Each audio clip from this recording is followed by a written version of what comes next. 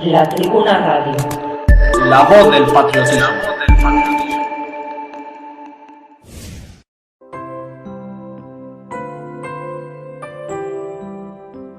La Tribuna Radio de España.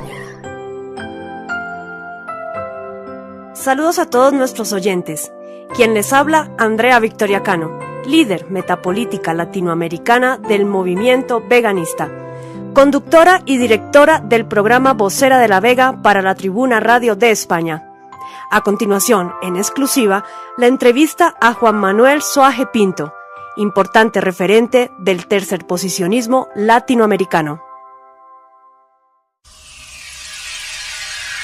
La política bipolar de izquierdas y derechas sirve al mismo amo internacional. Nada en ella hay de espiritual. Es tiempo de una tercera posición, de una nueva opción. Hombres y mujeres orientados, nobles y despiertos, ejerciendo su derecho político. A la función regia aspirarán y la metapolítica expresarán. Metapolítica. Un espacio para reconocer personas, obras y organizaciones de nuestro tiempo, que con su trabajo visible luchan contra el nuevo orden mundial.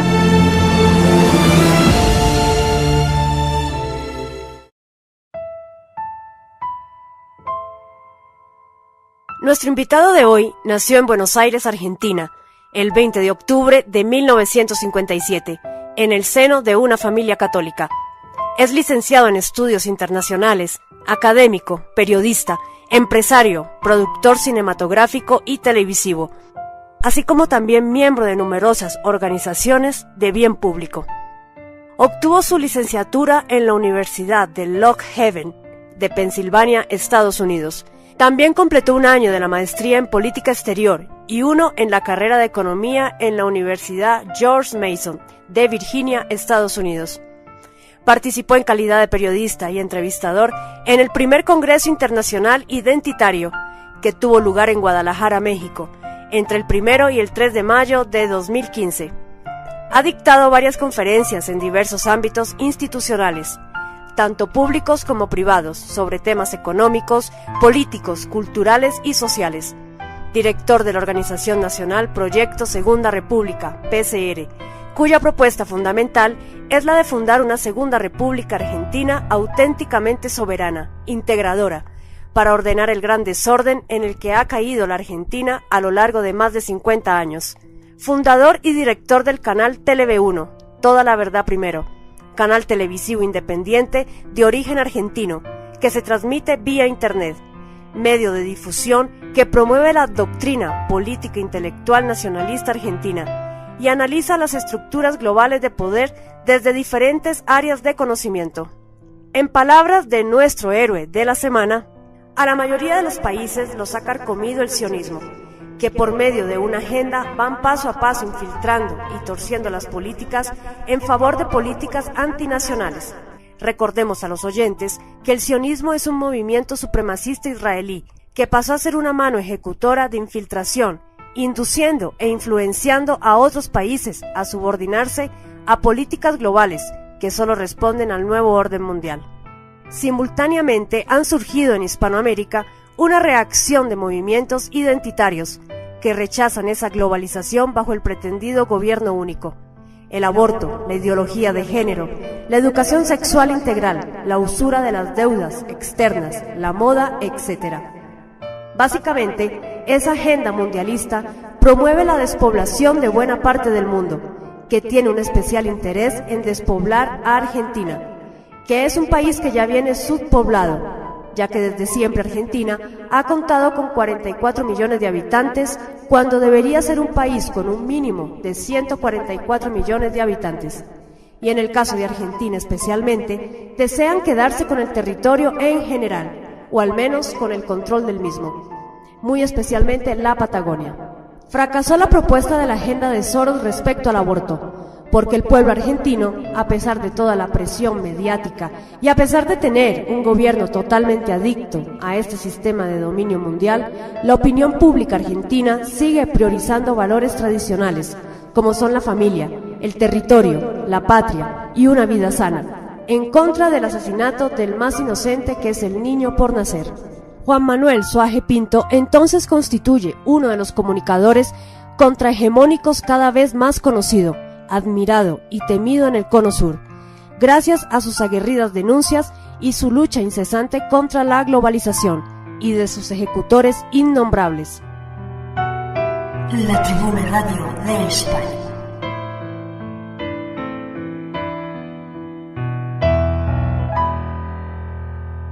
Bienvenido, Juan Manuel, a Vocera de la Vega.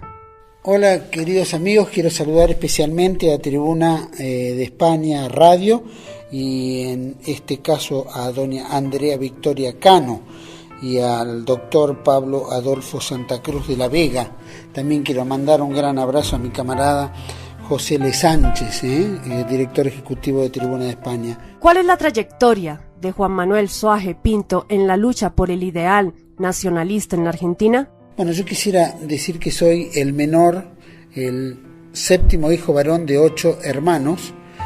Hay una hermana arriba mío y provengo de una familia tradicional, una familia, entre comillas, se podría llegar a decir patricia, que lleva muchos años, forman parte de tanto la colonia como el virreinato y también en las luchas por la independencia, también en la formación de la República.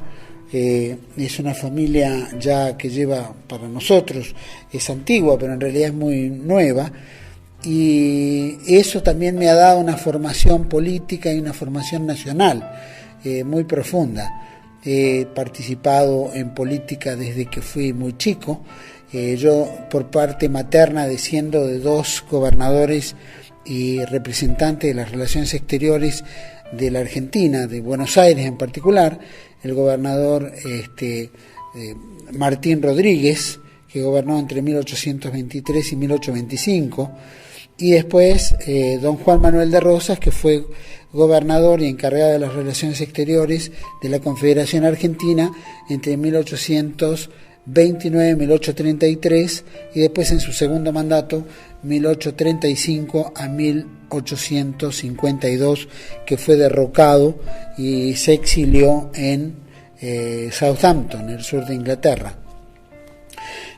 Obviamente este alineamiento nacional, federal, de lo que hace a mi formación, tanto familiar como política, me ha dado un sentimiento nacional verdaderamente profundo. Y sin duda he tenido participación de chico en actividades políticas. Después, en parte de mi vida, me fui a estudiar a Estados Unidos, estudié en Pensilvania. Mi rol allá era simplemente estudiante y participar como presidente del Centro de Estudios de Ciencias Políticas, y fui presidente de la Asociación de Estudiantes Extranjeros, también de Ciencias Sociales. En fin, me dediqué a organizar, invitar personalidades a la universidad y con eso nutrirnos todos los extranjeros con diferentes visiones políticas. También después trabajé en la OEA durante un periodo de tiempo y aprendí mucho del funcionamiento de la organización, lo difícil que es también este intercambio entre países digamos con poca fuerza política y económica frente a otros países fuertes como Estados Unidos, y su influencia dentro de lo que es la organización de los Estados americanos. Y después volví y trabajé en el Ministerio de Economía durante un periodo de tiempo, 2-3 años, en la regulación de servicios públicos, y integré el Instituto Nacional Juan Manuel de Rosas, que es un instituto de investigaciones históricas que analiza la vida y la historia de mi antepasado, que también fui parte de la Comisión de Repatriación de los Restos cuando Carlos Menem, en el año 1989, con aprobación del gobierno británico, se trae los restos mortales de Rosas, que descansaban en Southampton, a la patria y que descansa en la bóveda de la familia Ortiz de Rosas. Y después fui conformando el centro de estudios, después con el Instituto Juan Manuel de Rosas, también conformé un centro de estudios económicos que se llamaba Mariano Fragueiro, donde también se hacían análisis profundos económicos desde el punto de vista nacional, rescatando la figura de Mariano Fragueiro, que fue gobernador de la provincia de Córdoba y fue también candidato a vicepresidente de la República. Lo que lo distingue a Mariano Fragueiro es que es el creador de la Constitución Económica que se forja en la Constitución Nacional de 1853 y que verdaderamente es un ejemplo de economía nacional. Fue ministro de Hacienda del gobierno de Urquiza, Justo José de Urquiza, que fue uno de los que derrocó a Juan Manuel de Rosas, mi antepasado, en 1852, y que es uno de los promotores de la Constitución Nacional de 1853.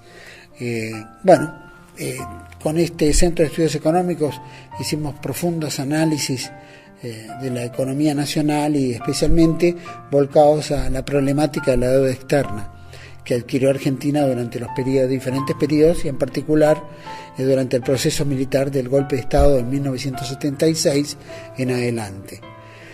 También formé, después de todo esto, diferentes videos también tratando temas del nacionalismo de diferentes variables, la tercera posición de diferentes variables, y después los acuerdos de Londres y Madrid que se firma con Carlos Menem en 1989-1990.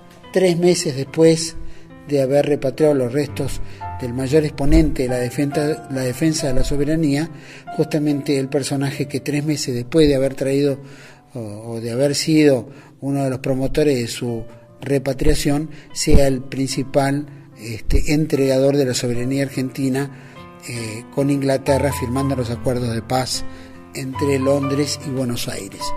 Ese fue mi rol principal hasta que fundé luego el canal TLB1, que es una idea que era muy importante para tanto el campo nacional y de tercera posición, que tenga un medio de comunicación puntual para poder comunicar y no depender de medios masivos que están controlados por el sistema.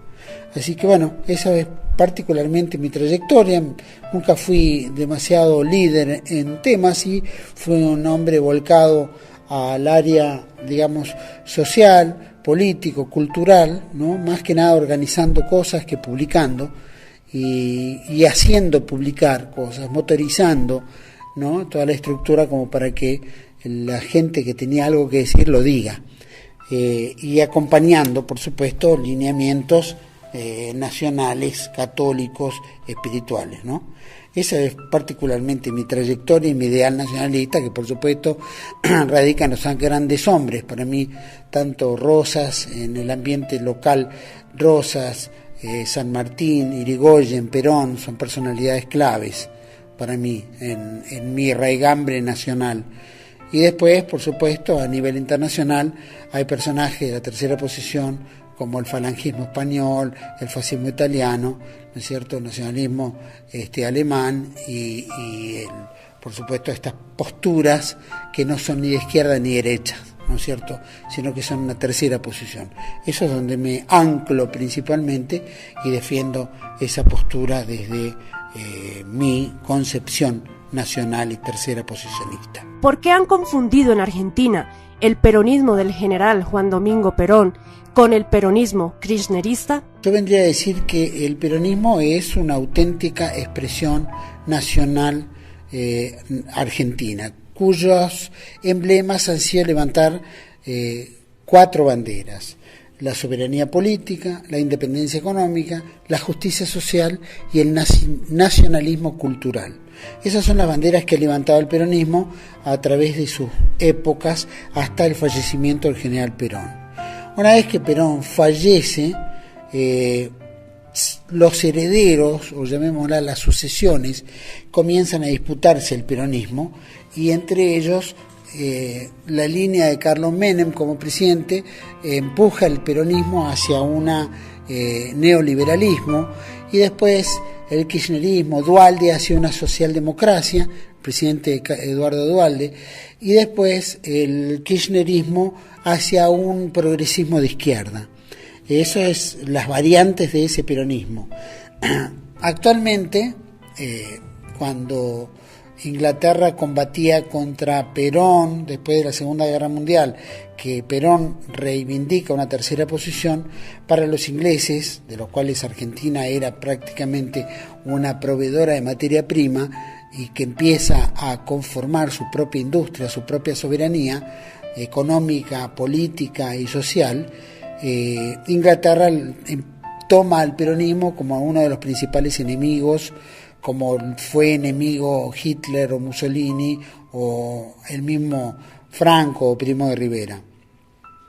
El peronismo pasa a ser un enemigo clave, tal es así que cuando muere Perón, el hijo de Churchill, el propio Churchill, durante la época del peronismo, había considerado que el peronismo era el enemigo número uno y que había que combatirlo hasta post-mortem. De hecho, una vez de la muerte del general Perón, esta sucesión que destripa el peronismo y lo transforma en diferentes áreas políticas o lineamientos políticos que nada tienen que ver con el peronismo, el kirchnerismo no queda atrás. Transforma el peronismo en una especie de socialdemocracia de izquierda progresista, donde en lo cultural es eso y en lo económico es capitalista. El kirchnerismo representa a dos personajes claves, que es en este caso Néstor Kirchner y Cristina Wilhelm Fernández de Kirchner, que ambos de origen judío y cuyo funcionamiento ha sido la usura a través de los tiempos, porque han hecho dinero justamente a través de diferentes oportunidades del gobierno militar, con la 1050, que era una ley en la cual se confiscaban bienes o se remataban las propiedades a los que no pagaban o no cumplían con los compromisos de los préstamos hipotecarios que había dado el Estado de la Nación. Ellos fueron los principales ejecutores y compradores a su vez a bajo precio, razón por la cual trabajaron en la usura. Estos personajes son los que llegan al gobierno a través de una oportunidad política que se le brinda en su momento y tergiversan ese peronismo y lo transforman en una especie de socialdemocracia, vuelvo a decir, de izquierda, donde se enriquecen a sí mismos, generan un ámbito enorme de corrupción y bastardean de alguna manera, favoreciendo un poco a esta cultura británica, porque favorecen inclusive a los ingleses económicamente en la Argentina, criticándolos, pero al mismo tiempo abriéndole la mano económica para que se sigan nutriendo de nuestros recursos, justamente entregan esa soberanía y el kirchnerismo termina siendo en lo capitalista, pro-británico, pro-norteamericano, pro-economía de mercado, y en lo cultural, vuelvo a insistir, en lo que es el progresismo de izquierda. Reivindicando los derechos humanos, rescatando un tema que ya se había saldado, que había llegado a su punto máximo, que ya había acordado socialmente y jurídicamente las sanciones correspondientes, y sin embargo rescatan este tema, empieza una caza de brujas sobre los miembros de las Fuerzas Armadas, y no importaba el rango, el lugar, fueron detrás de cada uno encarcelando, y muchos de ellos murieron en cautiverio. Una gran injusticia. De todas maneras, esta gente ha sido la que de alguna manera ha tergiversado hasta lingüísticamente las banderas del peronismo. Lo que se llamaba justicia social lo transformaron en inclusión, que no tiene nada que ver con la justicia. La soberanía económica la ha transformado en un desendeudamiento mentiroso, porque ha sido pagadores seriales la deuda externa y han adquirido deuda desde sectores mucho más graves que los que tradicionalmente se solicitaban préstamos de mayores intereses, por supuesto.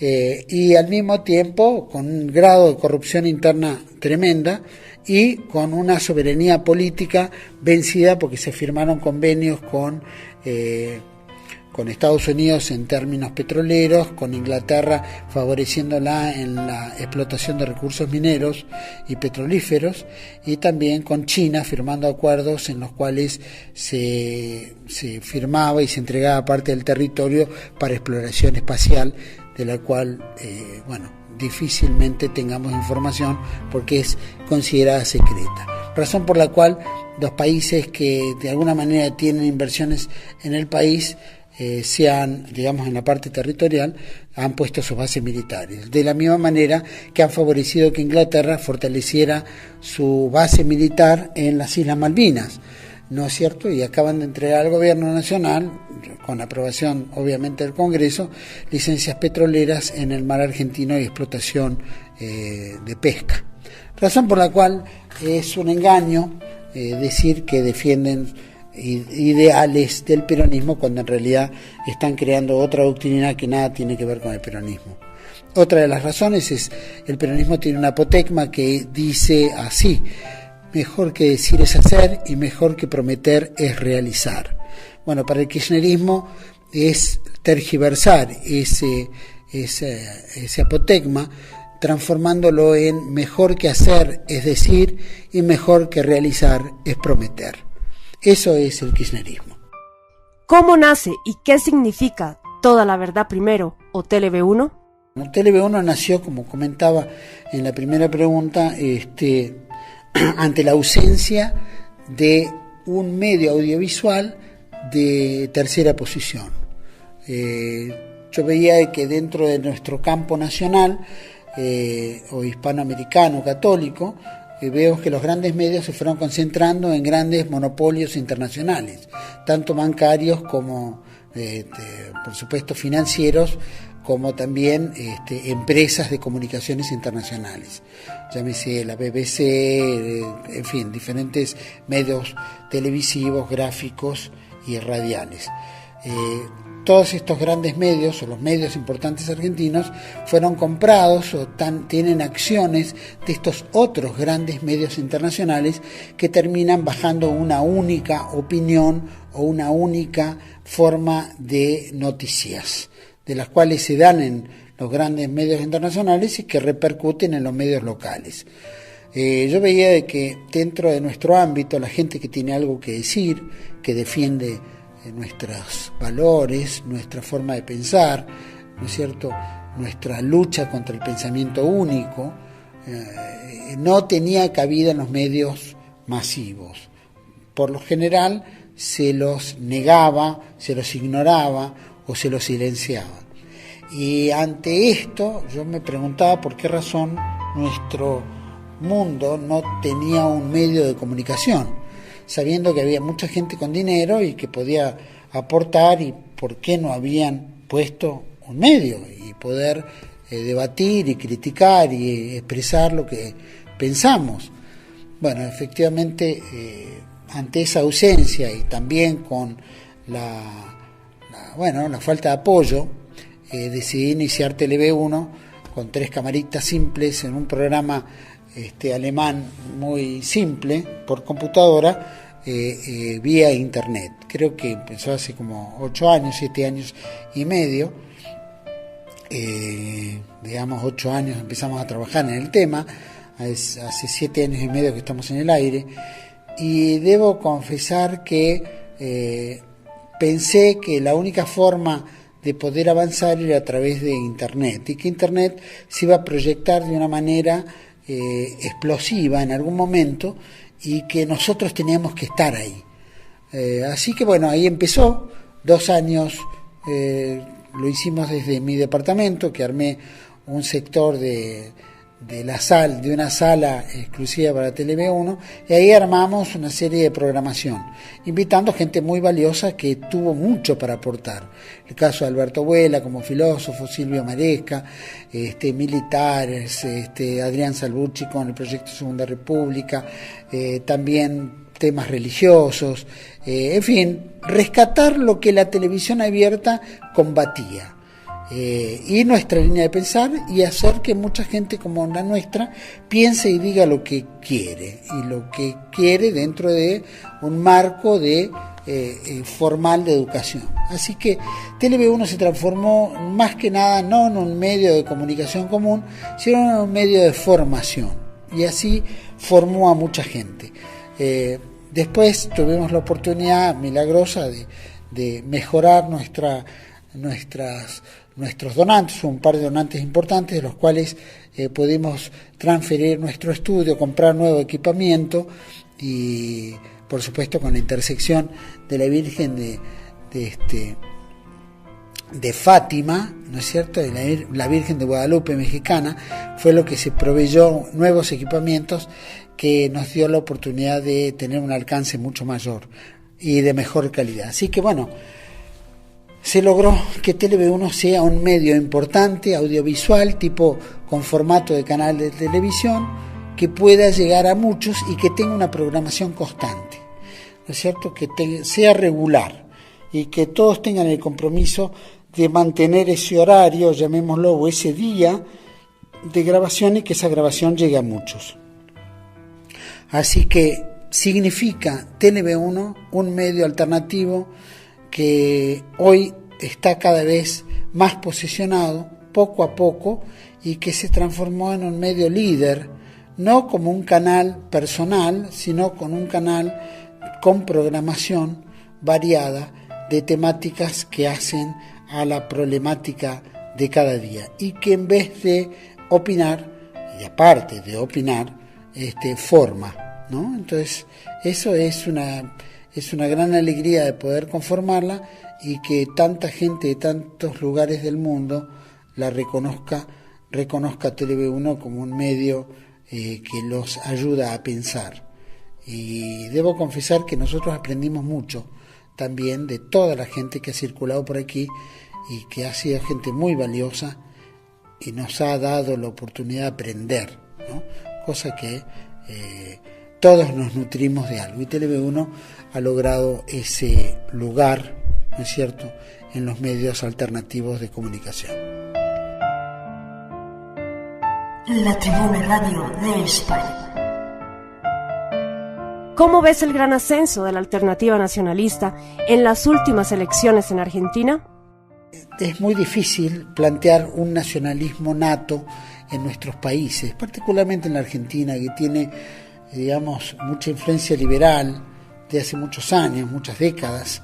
Es muy difícil asentar un nacionalismo del cual mediáticamente se le ha hecho muy mala propaganda. Obviamente con razones, porque obviamente el liberalismo responde a vertientes, ¿no es ciertas?, contrarias al sentimiento nacional o a una tercera posición.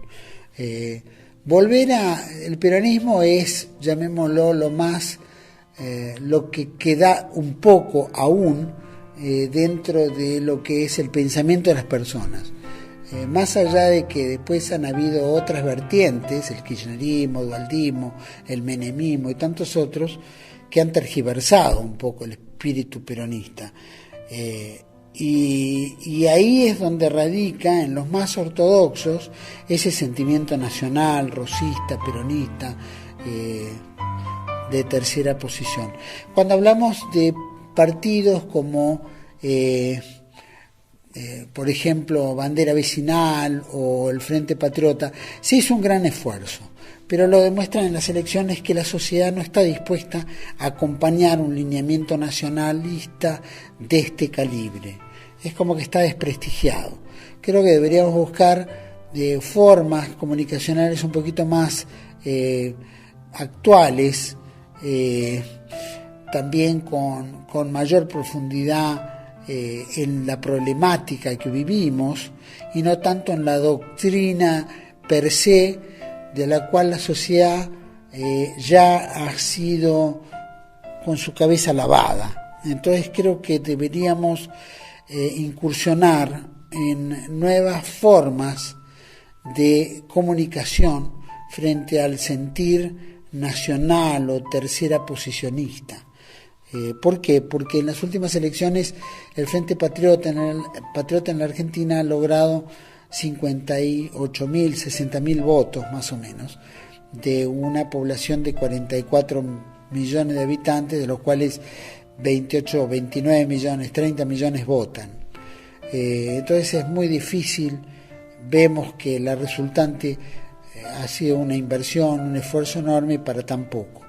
Ha logrado el 0,20% de los votos y se requería el 1,5% para poder entrar en las elecciones generales. Estas PASO que se hicieron en Argentina era una especie de encuesta.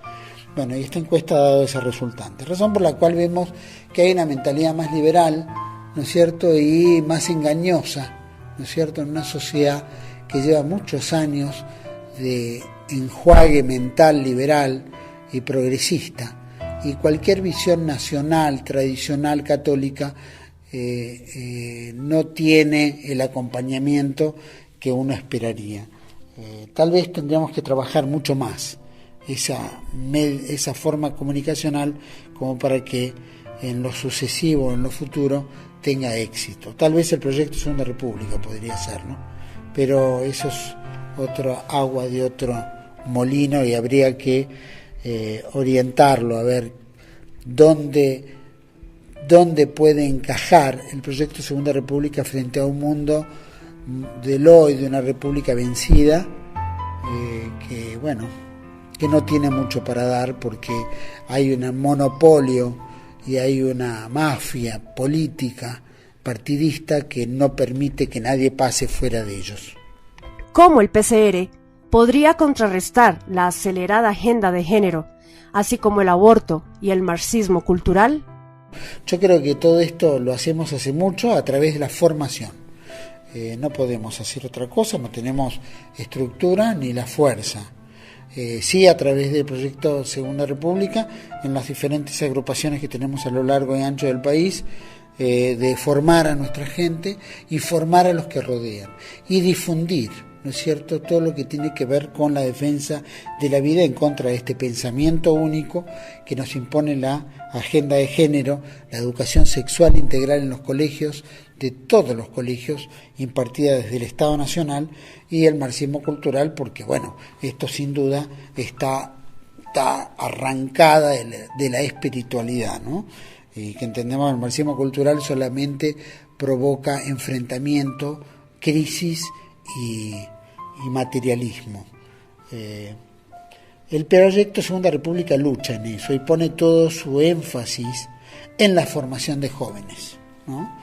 Y en la militancia, el salir a la calle, el hablar con la gente, poner mesas, difundir todo lo que hace a la esencia de la vida, ¿no? La defensa de la vida, la defensa de los valores tradicionales de la familia, del hombre, de la mujer, esta lucha contra el feminismo déspota, ¿no es cierto?, que enfrenta a los sexos simplemente para romper el espíritu de familia, el espíritu de valores y complemento que hay entre el hombre y la mujer. Es una agenda compleja, difícil, pero nosotros la enfrentamos permanentemente. No tenemos estructura económica ni de otra naturaleza fuera de hacer lo que hacemos. Lo hacemos bien, nos hemos hecho conocidos al respecto y creo que en ese aspecto estamos haciendo una muy buena labor. También Adrián Salvucci, a través de sus programas, es un férreo defensor de la familia, como somos todos. Y todos los que integramos TLB1 también hacemos esa labor, acompañando al PCR y al mismo tiempo, difundiendo la verdad. Entendemos que todo esto viene monitoreado por organizaciones Soros y compañía, la Open Society, la Planet Parenthood y tantas organizaciones nacionales, Naciones Unidas, la UNESCO, los préstamos a través del Fondo Monetario Internacional. Es decir, son agendas que vienen acompañadas de una fuerza económica brutal, de un acompañamiento mediático impuesto a través de todos los medios de comunicación y políticamente a través de los gobiernos y los ministerios tanto de salud y educación. Entonces, nosotros es una batería muy fuerte, muy poderosa, de mucho dinero, pero bueno, nosotros tenemos que lucharla e enfrentar, igual, no importa cómo. Y el Proyecto Segunda República en ese aspecto lo hace como muchas organizaciones en la Argentina católicas, cristianas, que también combaten permanentemente contra este flagelo de la agenda de género y la educación sexual integral, como lo que es el marxismo cultural. Nosotros somos gladiadores contra estos personajes y estas líneas de pensamiento único. Y seguiremos haciéndola porque esa es nuestra línea política. ¿Qué consejo darías a los jóvenes y a los nuevos militantes de la resistencia para despertar el patriotismo y los valores espirituales? Mira, lo único que yo aconsejo a todos es leer mucho, leer los buenos autores, ¿no? Nosotros tenemos un revisionismo histórico a nivel iberoamericano. Tenemos que leernos todos, aprender de muchas personalidades, de muchos escritores con gran valor intelectual, de los buenos europeos que todavía escriben y valen, como Pedro Varela, Joaquín Bochaca y tantos otros, ¿no? Tenemos que formar a los jóvenes. Los jóvenes son la reserva militante del futuro. Tenemos que formarlos, tenemos que fortalecerlos, tenemos que adoctrinarlos en el buen sentido. Y tenemos que también fortalecerlos espiritualmente, ¿no? La fe mueve montañas, la fe es lo trascendente que forja al hombre en la lucha, que le da el sentido de trascendencia. Bueno, tenemos que imponer esa religión, no imponerla, sino nutrir a nuestros jóvenes de espiritualidad, porque es lo que les va a dar el coraje y la voluntad de la lucha. Eso tenemos que hacerlo. Lo tratamos permanentemente y creo que nuestra juventud y los nuevos militantes tienen que formarse. Tenemos que armar cuadros de dirigentes, tenemos que tener participación en los ámbitos políticos, sociales, culturales y religiosos. Tenemos que poner todo nuestro ímpetu ahí. Y la juventud es nuestra garantía hacia el futuro. El futuro que viene es un futuro complejo, difícil, negro diría yo, con fuerzas económicas, diabólicas, luciferinas muy fuertes, masónicas, muy difíciles, que hay que enfrentar. Pero creo en nuestra juventud que si las formamos bien, va a ser un escudo muy fuerte y un tanque muy bien nutrido para combatir contra estas grandes fuerzas que tarde o temprano van a terminar prevaleciendo, porque van a sucundir contra esto, porque ya lo tenemos claro, ¿no? El futuro nos pertenece y el futuro está en Dios, y creo que no hay nada más fuerte que el bien, que la verdad y la belleza. Eso es lo que es nuestro emblema de lucha, y tenemos que acompañarla de la manera que podamos. Espero que no abandonemos nosotros como mayores esa lucha de aconsejar a los jóvenes y de formarlos, porque es nuestra garantía de que el mundo sobreviva y que algún día esa tercera posición vuelva a reinar a nivel mundial y sea por el bien de todos, ¿no es cierto?, que es lo que queremos, y por la justicia verdadera. Así que nunca claudiquemos en nuestra juventud. Lo mismo que la izquierda, que el liberalismo trabaja enormemente sobre la juventud, bueno, nosotros tenemos que doblegar nuestro esfuerzo y tratar de lograr ese objetivo, de que haya una juventud compacta que pueda luchar y vencer frente a estas fuerzas del mal que ya conocemos y que son las dueñas hoy de prácticamente el pensamiento universal. Bueno, eso tenemos que combatirlo, y solamente forjando con la educación y la formación es lo único que vamos a poder vencerlos. Gracias, Juan Manuel, por el honor de tenerte en los micrófonos de Vocera de la Vega. Mi agradecimiento por haberme dejado participar en Radio Tribuna de España. El mayor de los éxitos, los felicito por lo que hacen y los intimo a que sigamos trabajando duramente por el bien, la verdad y la belleza, que es nuestro motus de vida hacia el futuro. Quiero agradecer ahora enormemente esta oportunidad de hablar.